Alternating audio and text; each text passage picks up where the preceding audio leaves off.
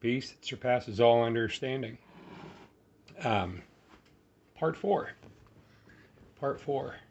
Um, I had to go wash up. This is exhausting.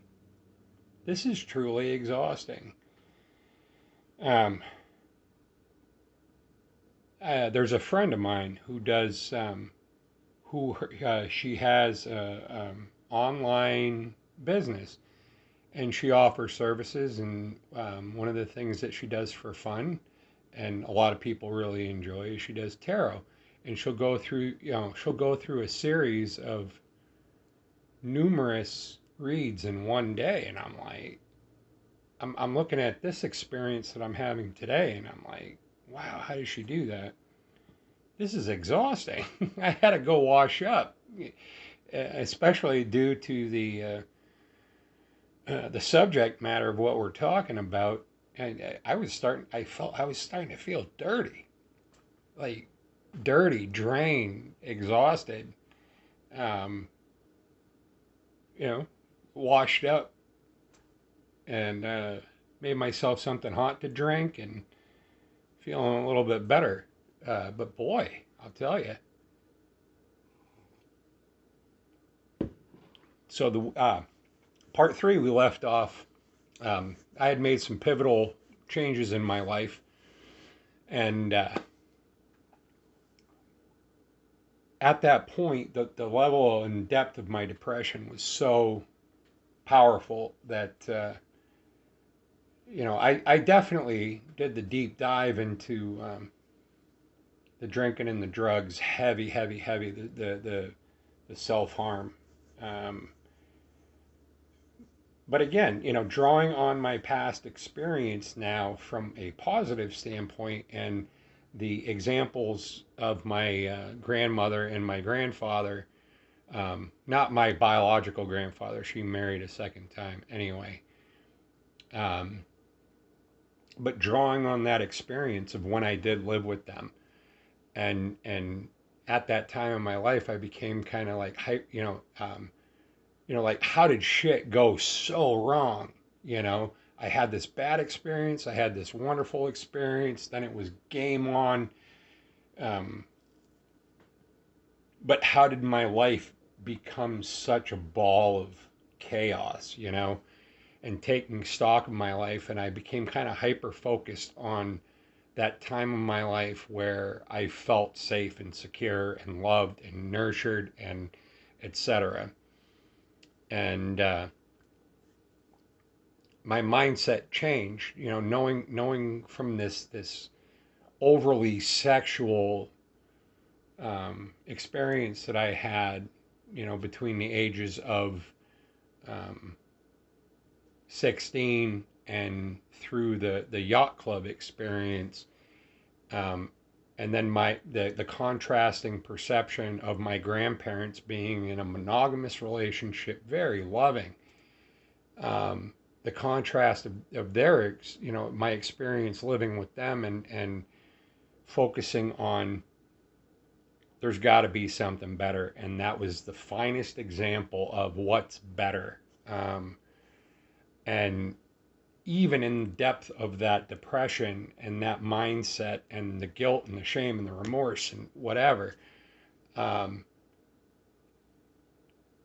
I became focused on, I started to become focused on the solution, started to become focused on the solution that perhaps I've been striving for all the wrong things.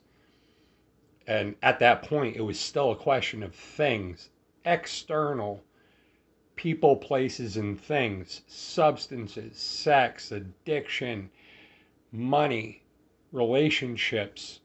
I was focused on something outwardly could fix me. Um, and now, so from the age of 17, 18, fast forward, I ended up getting a job, which is kind of weird, So I go from a job in sales to a job as a bartender, which is kind of ironic. Here I think I'm making such great strides going in progressive directions, and I'm just trading drugs what I'm selling. I'm selling booze now legally. Um, but in that environment, um, having my addictive personality and booze and drugs, what better place than being a bartender to nurture those addictions and those behaviors. Um, and at that point, I was introduced in that bar. There was another bartender. There were several of us, but there was another bartender. The woman who would become my first former wife. And when I was a kid, I had a celebrity crush on Stevie Nicks. And my first former wife was a combination.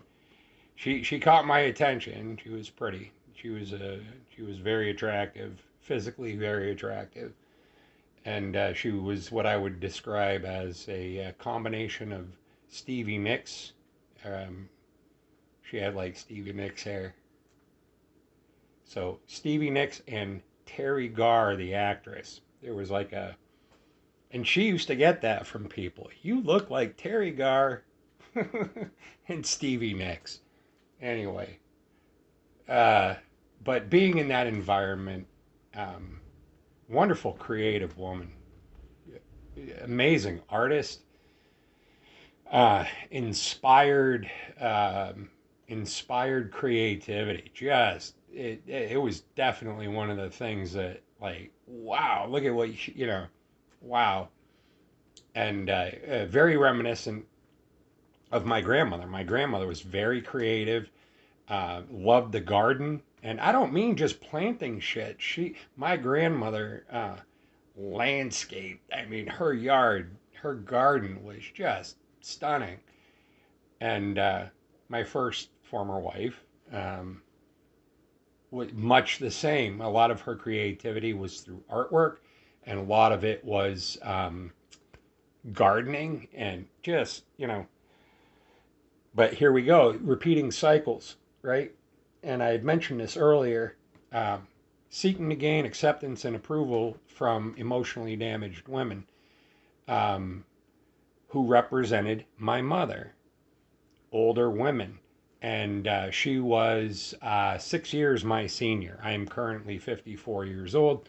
So she just had her 60th birthday on February 4th. Um, but being in that environment, it tends to draw and attract, people to work as a bartender, restaurants, whatever.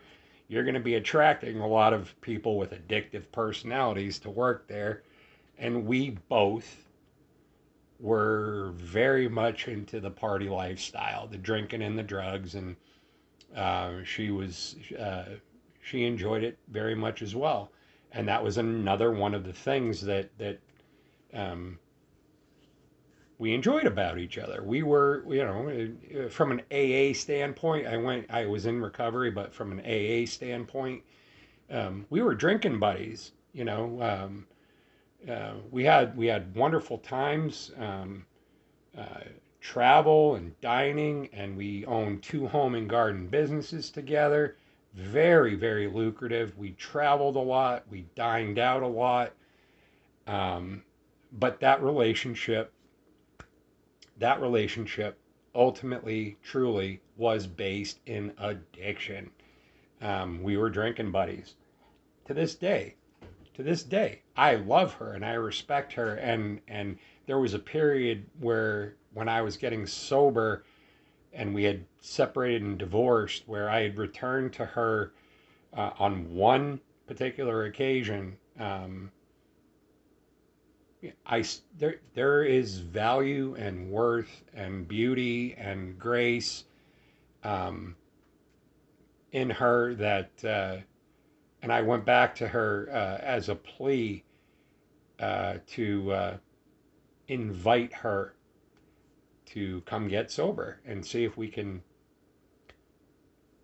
heal our relationship, heal our marriage. And it was, as with many codependent, co-addicted relationships, no, it's you that has the problem, Scott. I'm fine. Okay. Um, every good thing to her, but she's on her path. That's why we got divorced. There was a lot of the artistic creativity, the gardening, the cooking, there was so much we had in common, but that mammoth red flag of our drug addiction and drinking. And we were married for a long time. We were married for a long time. Well, excuse me, I shouldn't. We weren't married for a long time. I met her when I was 19, and we divorced, separated and divorced simultaneously with me getting sober and clean when I was 34, 35. I just couldn't do it anymore. Could not do it anymore. I had the pleasant distraction of her companionship and the relationship, and there was a level of intimacy and amazing things, amazing experiences with her. But I knew in my heart that if she and I stayed together, if I stayed with her, I was gonna die. I was gonna die, and I knew where my drinking and the quantities, the vulgar quantities of drinking and drugs that I had escalated to. Um, but there we go, and that was really this painful, deeply painful divorce and separation. Not to mention the fact that I was getting sober at the same time. My God, just pile it on, and you take away the booze and the drugs, the anesthetic, and you are feeling everything hypersensitive. All of my past abuse came rushing in. All of my behaviors came rushing in. The pain of the divorce, everything was like salt on an open wound. I was feeling everything completely clean and sober. I was a mess. I was a mess. And but during that relationship, during my marriage,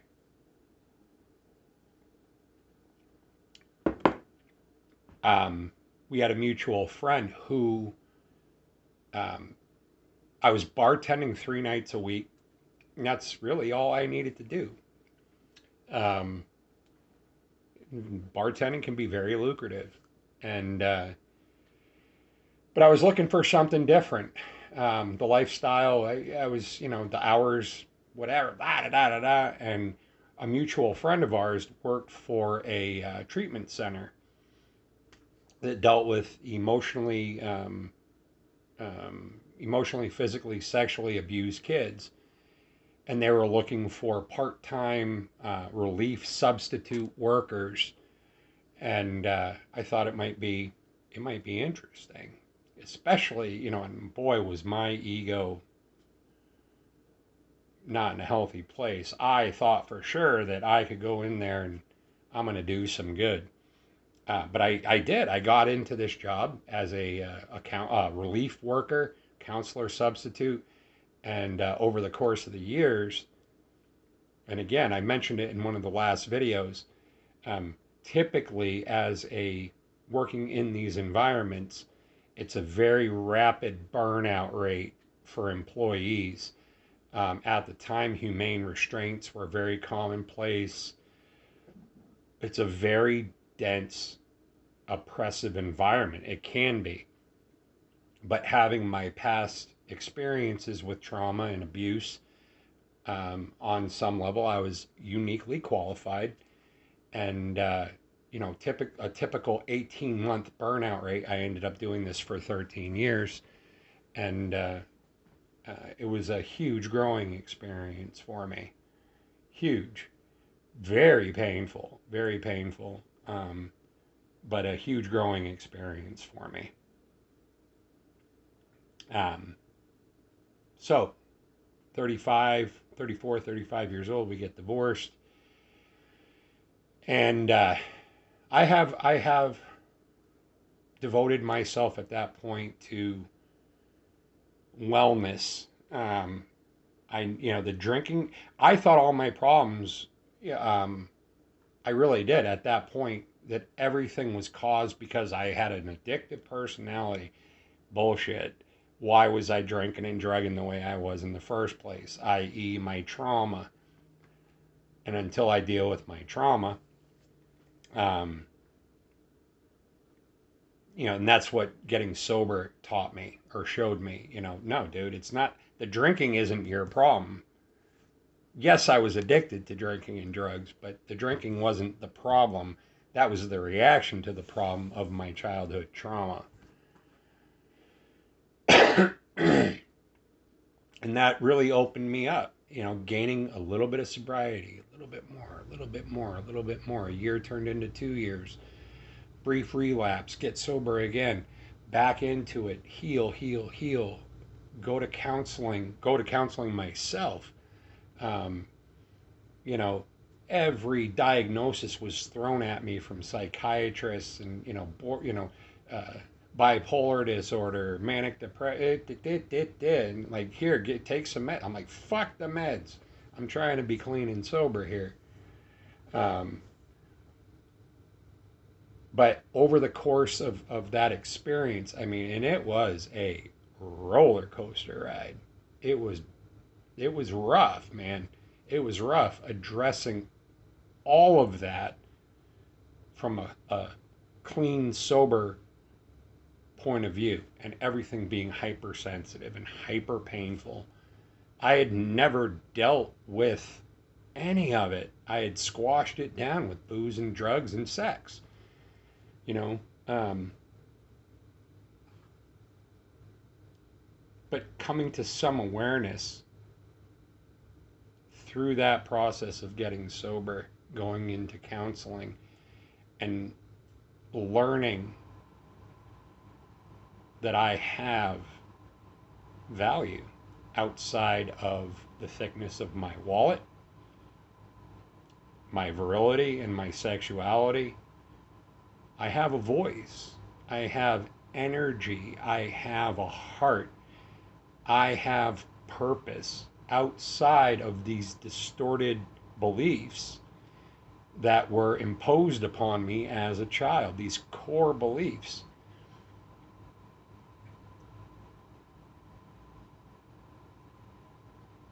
I'm amazed. I'm amazed. I look back, there are times, many times now, in my healing when I look back on that child, my inner child, whatever you want to call it, that wonderful, beautiful little kid with such a big heart, um, and to like, what could I have done? What could I have done for him? Um, you are important. You are loved. You have purpose, and these these experiences that I had, that I endured, afforded me a great deal of contrast. It has been my experience through this journey that every experience we have teaches us one of two things: what we want or what we don't want. What are our strengths and what are our weaknesses? Do I want to live in a state of fear, repeating my cycles continually and damaging myself and others, hurt people, or do I want to express myself from a point of my own integrity? The things that even as a little kid I knew I was inside, even though it was getting hammered out of me on the daily, there was always a presence within me. There was always a presence within me. My higher self, my purpose, my true being that was always screaming to get out. But even if, let's just say, let's minimize the hell out of this. Even if I share this story of my trauma and the experiences that I had and the awakenings, the mind, body, spirit awakenings that I've had, painful, painful, to come to this place in my life with women in my life now, not necessarily, I don't necessarily mean romantic, but women in my life who are fine examples of healthy women, healthy, you know, or perhaps they have experienced their own trauma, uh, emotionally damaged from that diagnosis that I received, seeking to gain acceptance and approval from emotionally damaged women. If they have experienced trauma, they are aware and they consciously are working on bettering themselves, but they're pretty fucking awesome the way they are, you know?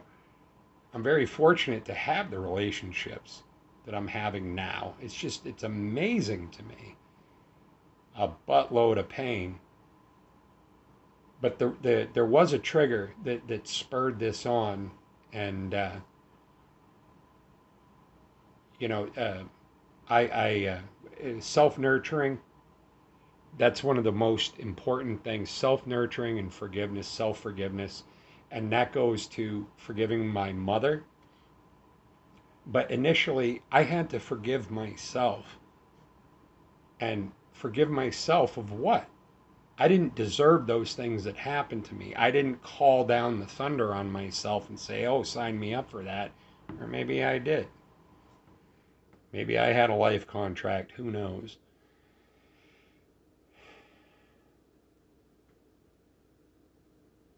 Having these experiences, I think I lost my train of thought where I was going with that. I think I did. Forgiveness, though. Forgiveness. I believed the lie that I was worthless, that I wasn't wanted, that I was the outsider, that um, that I had no purpose or value. I forgave myself for believing the naivety of believing that lie. And once I forgave myself of that, I found a great deal, and it doesn't mean I forget, obviously, clearly. I haven't forgotten those experiences, but the way I perceive them now, if I can take those experiences, take the thunder out of them by sharing it, we are only as sick as our secrets. They hold no leverage or bond over me. And if I can share these experiences with just one person and they find a measure of hope and direction, that's the cherry on the sundae. It's the cherry on the sundae. But at the end of the day, I've found my integrity, my character. I have become I am becoming more aware of me. And having the privilege of sharing that authentic part of me with other people and them feeling very comfortable sharing their experience and their life with me. And at the end of the day, choosing to live in a place of fear or love, and not denying our inherent need to be wanted, needed, and loved, and to express that more so than what we get. I'm reminded of the St. Francis prayer, to love rather than be loved. And I've found myself in a position now where these wonderful people, male and female alike, but there's a very, I have a very close knit group of a few select friends that have mirrored me, and I have the good fortune of mirroring and elevating them, helping them to see their value and worth, and they have helped to show me mine on a much deeper level, and I'm very grateful. My email is in the description box. If you care to reach out, please, please, you don't have to be alone. You don't have to be alone. And if you've gotten this far in the share, you're a rock star. You're a rock star.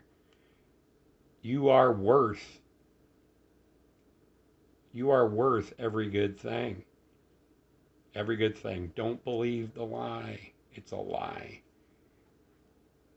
Wonderful divine purpose, and a joy and a peace that surpasses all understanding. I'm out.